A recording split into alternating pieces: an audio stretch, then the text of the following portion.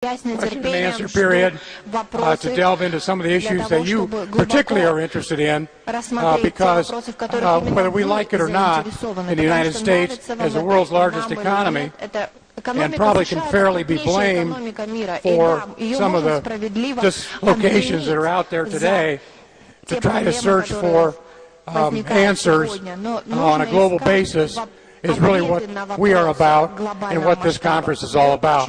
Once again, I thank you for inviting me here to Kazakhstan, and I look forward to participating in this worthwhile endeavor. Thank you very much.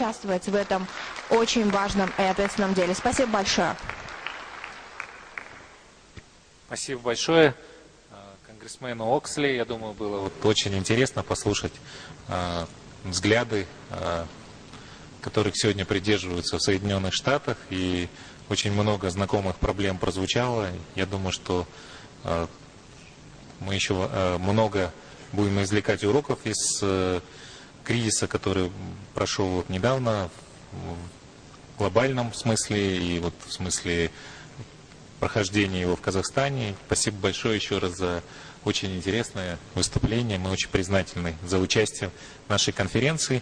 Следующее слово я хотел бы предоставить лорду Питеру Мандельсону.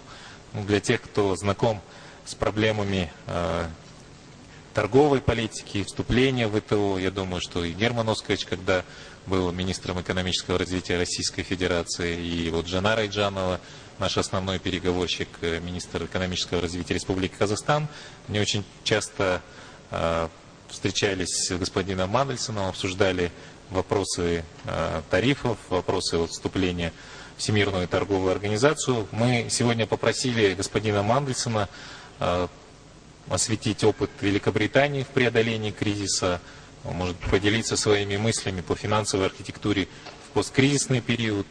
Мы с господином Мандельсоном обсуждали вопросы создания таможенного союза, вступления Казахстана в ВТО.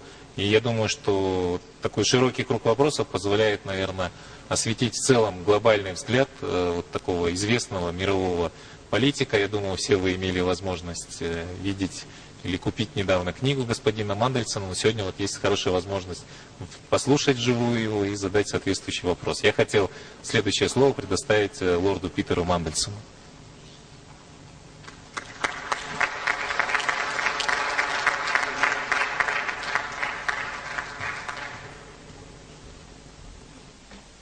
Well, ladies and gentlemen, thank you very much indeed. And that was a selection of the questions you asked me to address this morning, which I shall do by rattling through in my initial remarks. But thank you very much indeed for the plug for my book, which I can just add is available at a very economical price now on Amazon.com. Now, it's very good to be in Astana and here celebrating what are now very high levels of trade and investment between Kazakhstan and Britain in so many different spheres, which I celebrate. I remember, it's true, I did spend a lot of time, day and night, and the occasional weekend, with ministers and negotiators from Kazakhstan. I remember those times fondly. I remember also, I checked in my passport, I had 2 visas stamped in my passport to come to Kazakhstan. On both occasions I was diverted elsewhere, much to my regret. Not least because I remember the visas were particularly expensive compared with other countries. But it's also now good to be acquainted with SAMRA. My first encounter with sovereign wealth funds was again as European Union Trade Commissioner, when I was trying to wrestle and deal with the attempts of the IMF and the OECD to tame sovereign wealth funds almost out of existence. It was ironic, therefore, that 2 years later, when the financial crisis broke, I was able in Brussels to rename sovereign wealth funds as saviour wealth funds. Thank you very much for all that you did as funds to get us through the financial crisis. I know there are at least 2 British banks which have a lot to be thankful for to sovereign wealth funds. Now, the world economic picture still looks very uncertain in the wake of what has been the first crisis of globalization. Less damaging, true, than many people feared, certainly not terminal in its impact on the global economy. But it will take many years to rebuild global growth to the levels that we saw previously and to repair the weakness and damaged capacity of many of our economies and markets. Ben Bernanke has recognized this, saying that the task of economic recovery and repair remains far from complete, and he wasn't just talking about the United States. President Obama's instinct remains to continue the economic stimulus in his country, largely against congressional opinion. In Europe, the focus has largely shifted from the need for further stimulus to the desirability of bringing down fiscal deficits. In China, the leading emerging economy, fresh powerhouse in the global economy, is managing a soft landing from the crisis. But China also has a very strong need for structural change. It's a major challenge in that country. Domestic consumption needs to be bolstered and rebalanced from export-led growth, as we've seen in China for the last few decades, the opposite, in reality, of the structural adjustment that needs to take place in Western economies. But significantly, and I'm afraid to say I do think this is very significant, in contrast to 2 years ago, at the height of the crisis, there is now no agreed international strategy to coordinate and bring about these necessary adjustments in the global economy.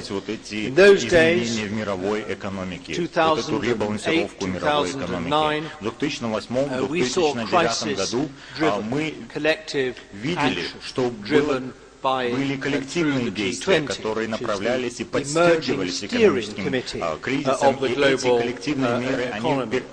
We are now seeing this momentum, this activism drifting, sadly, and you only have to look at the other weekend's meeting of the IMF for further evidence of that drift. Having experienced the benefit of strong international action, national governments, it seems, no longer want to be steered collectively. Instead, they prefer to go to international meetings in order to receive endorsements of national policies that they've already put in place. But I remain of the view that the G20 is the only international party in town. I don't believe the G7 or the G8 will return to its eminence and its role in the global economy. But the problem is that the leading players, the leading economies in the world are insufficiently currently in partying mood, preferring, as I say, to voice their national differences over currencies, over international imbalances, and indeed, too, over reform of the international financial system. So the international economic picture could be worse, that's true, but it's far from blue skies and sunshine either.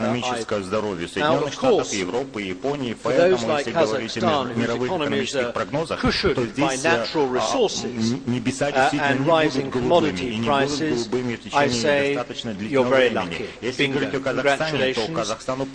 You are the lucky ones, and the rest of us look upon you, let me say, with great мира смотрят теперь на Казахстан с большой ревностью, с большой завистью, потому что у Казахстана есть минеральные ресурсы, и у Казахстана есть национальный фонд. Я думаю, Казахстану повезло не только потому, что у него есть минеральные ресурсы, а как Казахстан смог воспользоваться этими минеральными ресурсами для того, чтобы направлять свой экономический рост. Я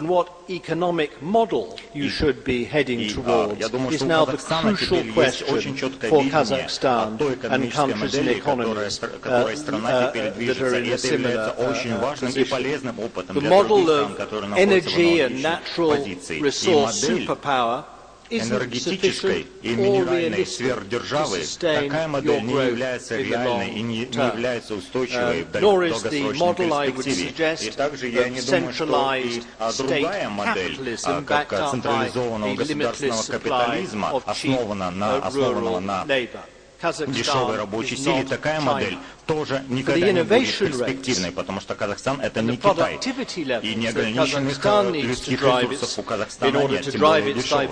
Поэтому я думаю, что для Казахстана, для того, чтобы продвигать вперед диверсификацию и модернизацию, Казахстану необходимо новые инвестиции. Казахстану необходим сильный, работоспособный, конкурентоспособный частный сектор для того, чтобы продвигать вперед услуги и инновации. Если Казахстан хочет взять на себя роль как хаба для услуг для прилегающей экономики Центральной Азии, то я думаю, что в этом плане ключевая роль Самрука Казахстана заключается в том, чтобы продвигать вперед и быть первопроходцем в этом направлении. И вы уже сказали, что вы приступили к этой деятельности. Я вернусь к этому еще. И также хотелось бы добавить, что взгляд Казахстана должен отойти от ближайших соседей, таких как Россия и Китай. Я думаю, что с экономической точки зрения Казахстану нужно перевести свой взгляд на большую интеграцию с ведущими экономиками мира. Это Западная Европа, Соединенные Штаты Америки. Позвольте мне сделать еще два общих комментария по финансовому кризису и ответу правительств на этот кризис. Во-первых, нам необходимо извлечь урок из тех успехов, которые государство и правительство добились в противостоянии этому кризису. Мы, конечно, не сидели просто так. Мы пытались каким-то образом проводить интервенции финансовые, фискальные, для того, чтобы не допустить рецессии. И в результате этого мы сумели смягчить воздействие кризиса на нашей экономике. Но я не думаю, и вот здесь вот хотелось бы добавить очень важное предупреждение. Также мы должны извлечь этот урок без чрезмерной трактовки этого урока. И не нужно здесь генерализировать.